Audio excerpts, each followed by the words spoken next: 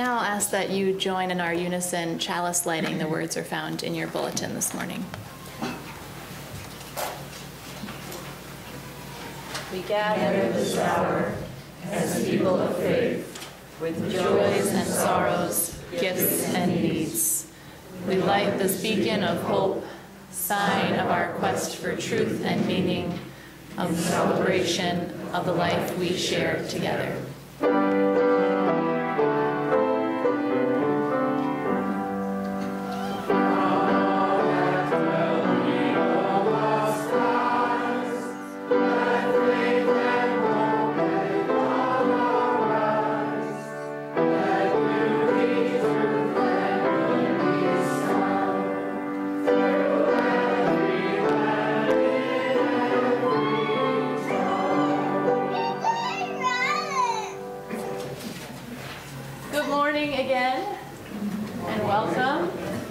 Last week I wasn't with you all. I was in Washington, D.C. visiting my family. And believe it or not, it was just as cold there, which was really disappointing to me. And in spending time there, despite the bad weather, I had a lot of fun with my family and friends, my parents, our old neighbors. And while we were there, we got to go to my parents' annual chili party. And this is not the weather, but the food. And they've been hosting this every year since I've been young, and they invite their nearest and dearest and ask everyone to make a special type of chili. And it's a great idea because all of a sudden the dining room table is full of crock pots, you know, bubbling with all those really good smells. And there's spicy chili, and there's not as spicy for those folks. There's meaty kinds and vegetarian kind. There's even that kind that you pour over spaghetti noodles, which I've never really understood. But I eat it anyway. And back when I was a little bit younger, there used to be voting involved at this party.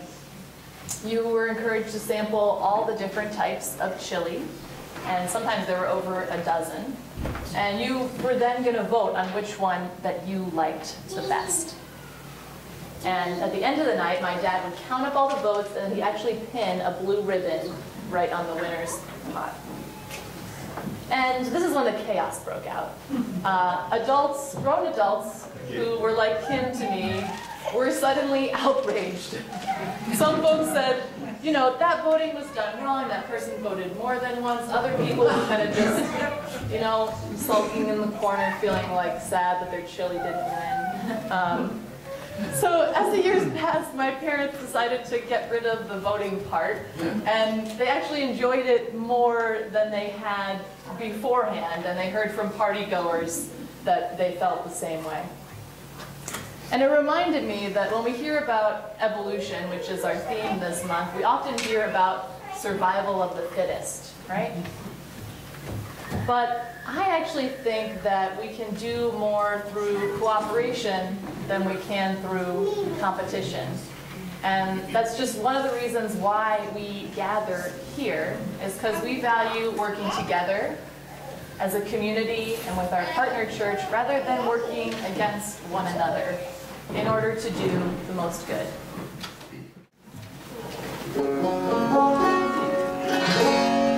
Well may the world go when I'm far away. Well may the world go when I'm far away.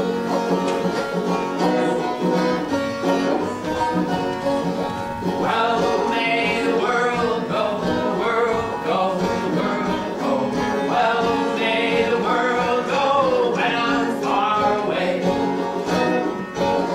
Well may the world go, the world go, the world go.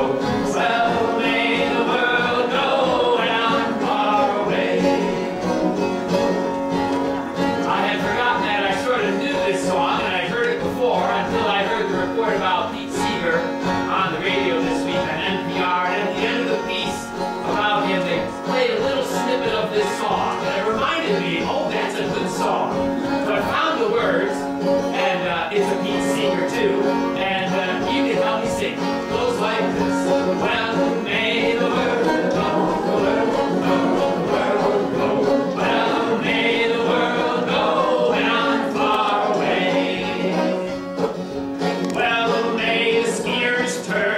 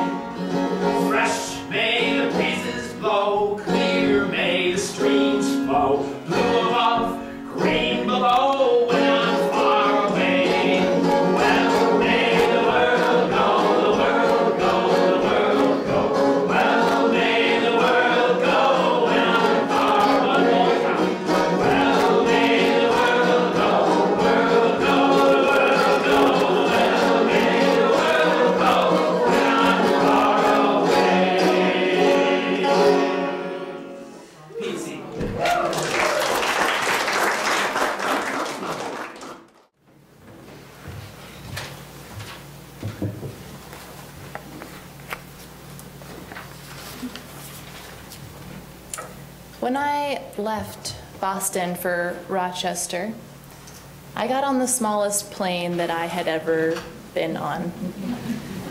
And I was in the front row, and I could feel and see and hear the propellers really going, and felt like one of those Wright brothers' first planes. And I doubted its ability to get off the ground, let alone transport me and a few dozen other people, hundreds of miles. And I was gripping my husband's hand, and we shared this questioning glance, silently wondering what we were doing on this tiny plane and where we were going. It was actually a year ago this weekend that we arrived in snowy Rochester, investigating a job offer for my husband in a place I knew little about and could not completely place on a map. This is a true confession that I am an East Coaster at heart, and even Rochester was somewhere towards the middle on a map. Regardless, we were here, but I'm going to rewind just a little bit to fill you in on more of the story. Earlier in about mid-January last year, Adam had been chatting with a law school buddy of his who started his own firm in Rochester, and it turned out the company was growing and they were possibly interested in recruiting my husband. And when Adam casually told me about this conversation later that evening, I kind of scoffed and maybe even laughed out loud at him. "Rochester?" I asked. "That's funny. There's no way we're moving to Rochester. There's no way we're moving to Rochester." I did not take it seriously at all, and I was ready to shoot him down for just suggesting this thought. But as a couple of days passed and more conversations took place, I realized this was a real inquiry and no longer just a phone call with a friend. And my wonderful husband, knowing me all too well, presented me with a list of positives and negatives about making this move. And that's when I knew he was serious. And still shocked, obviously, I had to sit with all of that, and I eventually got to a place where I felt like I owed it to him and I owed it to us to at least check things out. And so we flew out here that weekend, and we encountered snow and what real winter looks and feels like, as well as the city and all of its prospects. But part of the reason I originally laughed at the idea and considered it ridiculous was logical in my mind. Why would I move to Rochester when my life was in Boston? Now, don't get me wrong, I like you guys a lot. You know that already. I had a pretty good thing going on in Boston. We lived on the campus of my seminary, so I had about a 90-foot commute to classes, maybe less. You can't beat that. I had a job at a local church where I was working as a student minister and a youth advisor, which I enjoyed. My extended family was about a half an hour away, which was really nice. And only a ride on the T, which is Boston's public transit, separated me from my beloved Red Sox. And yes, sports in that city are a religious observance, but I'm saving my sermon about the Church of Baseball for another day. But it is coming, so you've been warned. But when that plane landed in Rochester, it had only been 18 months since we had uprooted ourselves from Washington, D.C., a place where I felt personally and professionally nurtured. Why would we move again when it was already so hard the last time we did it? So it was absolutely logical in my mind to say no outright to this thought of going somewhere new. And it was just plain bad timing if all my other excuses weren't convincing enough. I was really just struggling with that idea of change and letting go of something in my life that I really wanted to hold on to. And I'm the only one who has this problem, right? Anyone else not a fan of change? Anyone trying to avoid change happening to them right now? Yeah, I'm with you. But whether we like it or not, as you know, change is inevitable, even for those of us who want to deny its existence in the light of day. We are always changing, in small ways with every breath that comes new into our bodies, and in larger ways with life's interruptions and transitions and traumas. Sometimes, as I explained, it's a move to a new city, or maybe taking a new job. It's daunting. You're the new person. You don't have that built-in support system that you once knew, and you have to use a lot of energy to learn new things and create a new environment around you. Other times it is starting or ending a relationship. We date, we fall in love, we sometimes marry, or a variety of that pattern. We create new families. And of course, we also separate and break up and divorce and spend time by ourselves. We lose loved ones at the end of their lives, whether too soon or not. Change also comes as an accident, something unexpected in our lives. Our child gets hurt, or our loved one gets sick. Mother Nature sometimes takes her toll. No matter what, change is hard, and I'm not going to be one of those people that sugarcoats it for you. But there are those who do tell us and do sugarcoat us about change. How much better life will be when whatever transition we're dealing with is complete. How much stronger we'll be for it, or maybe we'll be wiser. Maybe we'll learn something important and invaluable.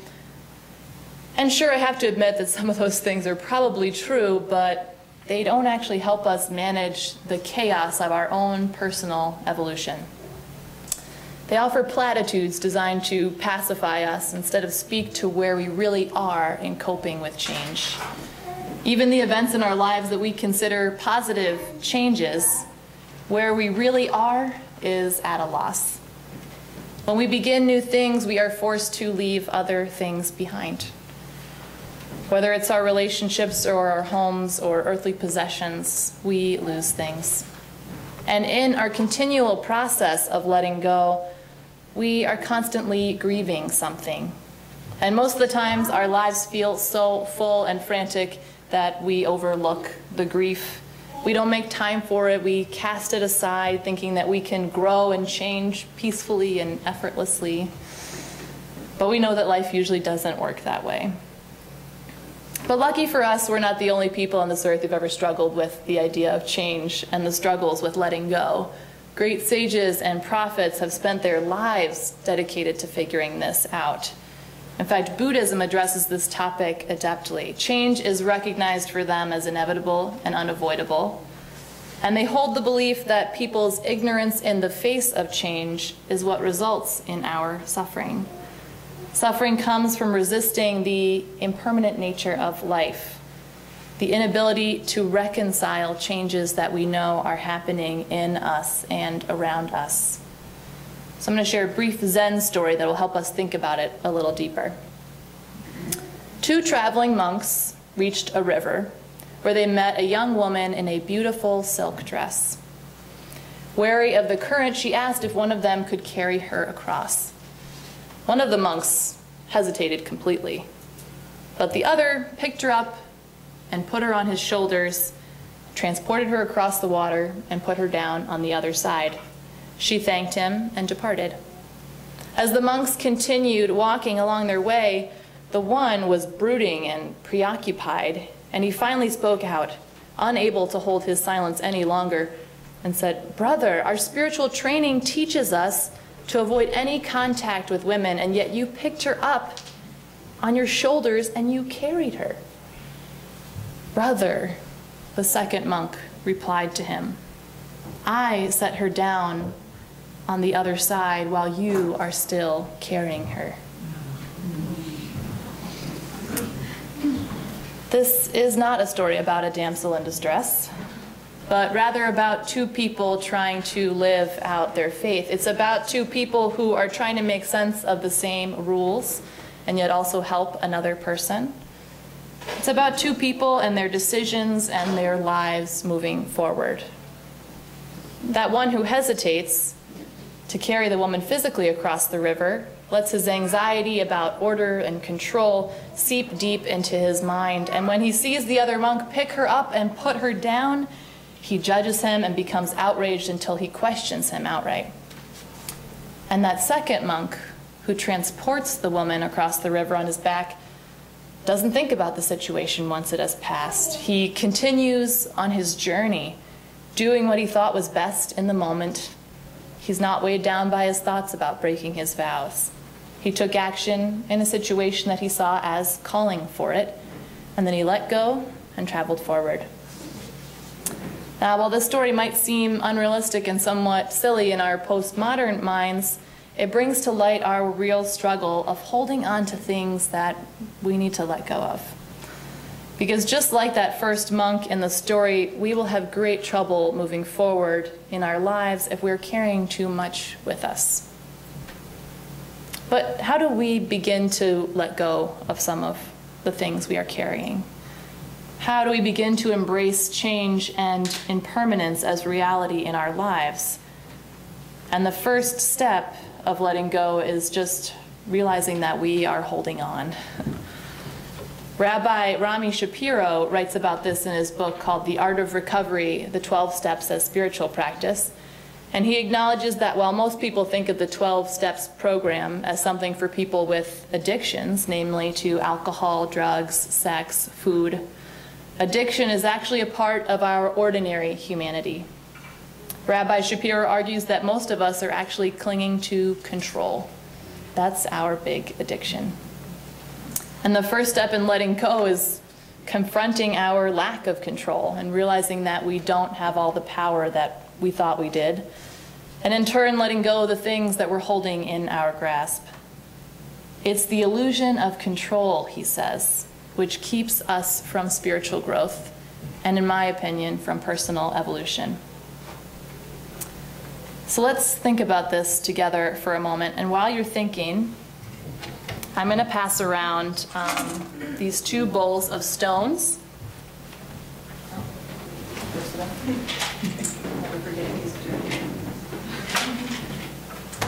And I'm going to ask that everybody pick out a stone and hold on to it.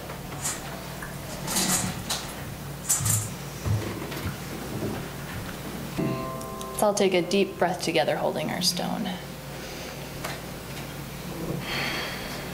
Now take a look at this beautiful small stone that you've selected and know that you're going to let it go. We are all going through transitions and changes in our personal lives, and we're going through changes and transitions together as a church. So as you hold your stone, I want you to think about these things. What do you need to let go of? What is keeping you from moving forward and being your best self? What do we need to let go of as a church? What's keeping us from living in the present moment together? What do we need to release in order to live more fully and deeply? Now, I don't expect anyone to give me their answer right now, but I do want to challenge you to think about these questions, about what you think you might need to let go of. And once you come up with that answer, be it the past or a relationship, anxiety, or even something good that is still weighing you down, you need to make room for something else. In that moment, when you think of it, I want you to take out your stone and drop it. Now, some of you might, be really quick and think already, oh, I know what I need to let go of, and you're going to let it go in the parking lot on your way out of church. Others of you, you might choose to let it go together by the lake as you're watching the sun go down. You could throw it from the top of a hill if you really want to let go with that much force. Or you can just let it slide gently into a snowbank near your front door. I am asking that if you hate this exercise, you don't throw your stones at me in the parking lot. We don't do that anymore. But whatever you're carrying, wherever you are, I challenge you to let go with this stone sometime during the month of evolution. And when you let go, I want you to think about everyone else in this room who's also trying to let go. It has been 6 months since I've moved to Rochester. And I've been serving this congregation for about 5 of those months. And I honestly can't really describe the unexpected joy that I have found because of this change in my life. Not to say that it wasn't hard, and it still is hard in more ways than I imagined. I'm not done saying goodbye to that place where I did my first week of school that felt like home. I'm still figuring out what it looks like and feels like to let go of things past in order to embrace things new. But I'm in a good place now, and a place where I feel like I belong. And I can't imagine not being here and not getting to know all of you and not taking this unique risk and opportunity. I really had no idea what I was in for, serving a small church connected to a large church in the middle of a cornfield. But you all have shown me that evolution is not only full of possibility, it's full of hope and full of connection and full of grace. And there are lots of these stones that I've had to drop to get to this point, and I am still deciding when to let others go, and it's scary and it can be sad, and I'm still grieving certain things, which is absolutely necessary. But part of what I realized was that when I let go a little bit and managed to kind of pry my hands from that wheel of control, my life was able to further open up. And that's really my hope for all of us here. Imagine if we were all able to let go of some of the things we're holding on to.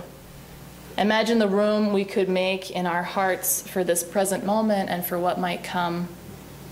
Imagine if we treated each transition as a new birth. Imagine what we could do together. And imagine how we could support one another along that journey. Because change is taking place right here, right now, within these walls and within the walls of our hearts. And it's sometimes slow and quiet and subtle, and it's rarely what we would call convenient. It's not limited to what we can see or know or expect, and it's messy and disorganized.